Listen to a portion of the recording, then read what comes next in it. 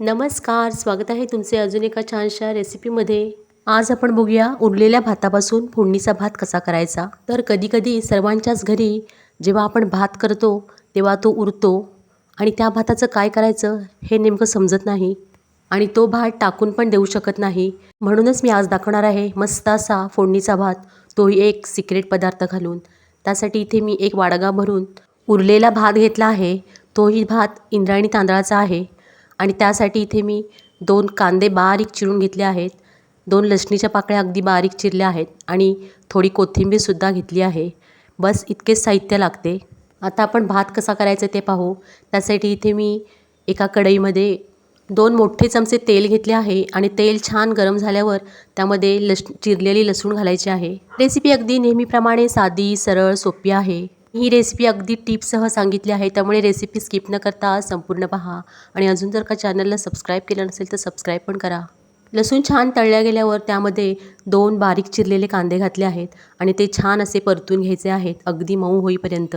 आपण अगदी बिर्याणी, मसाले भात किंवा पुलाव यासारखे विविध प्रकारचे भात करतो, पण फोडणीच्या भाताची तोड कुठल्याच भाताला नाही। तो अगदी सुंदरच होतो आणि हा फोडणीचा भात करण्यासाठी साहित्य पण फारसे लागत नाही।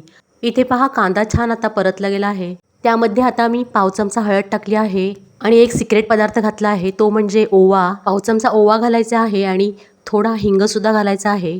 भात शिळा असल्यामुळे थोडा ओवा घातला की पोटाला बाधत नाही, त्यासाठी इथे मी ओवा घातला आहे आणि भाताला चवसुद्धा सुंदर येते। नंतर त्यामध्ये कोल्हापुरी कांदा लसूण चटणी टाकायची आहे आणि अर्धा चमचा काश्मीरी लाल मिरची पावडर टाकायची आहे आणि चवीनुसार मीठसुद्धा टाकायचे आहे आणि हे सर्व छान आता मिक्स करून घ्यायचे आहे। रेसिपीला लागणारे सर्व साहित्य मी डिस्क्रिप्शन बॉक्समध्ये दिले आहे, तिथे तुम्ही चेक करू शकता। हे सर्व साहित्य आता एकत्र छान मिक्स करून घ्यायचे आहे। आणखीन मग त्यामध्ये चिमूटभर साखर घालायची आहे।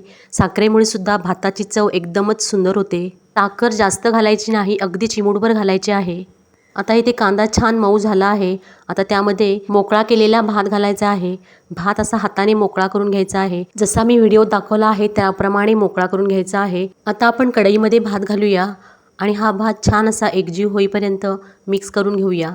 पूर्ण कांदा त्या मसाल्याला लागला पाहिजे असा हा इंद्रायणी तांदळाचा फोडणीचा भात तुम्ही नक्की करून पहा आणि त्यामध्ये ओव्याची टेस्ट तर एकदम मस्त येते आणि भात शिळा असल्यामुळे पोटाला बाधू शकतो, तोही बाधणार नाही।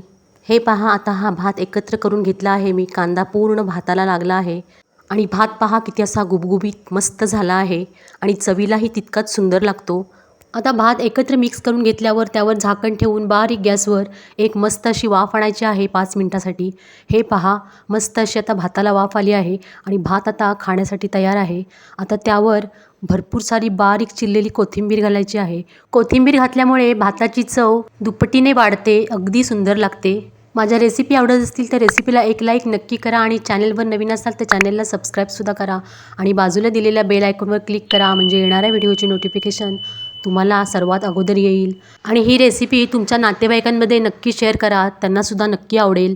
हे पहा, गरमागरम मस्त असा वाफाळता फोडणीचा भात तयार आहे खाण्यासाठी। रेसिपी पाहिल्याबद्दल सगळ्यांचे खूप खूप धन्यवाद। आता भेटू पुढील रेसिपीमध्ये, तोपर्यंत नमस्कार।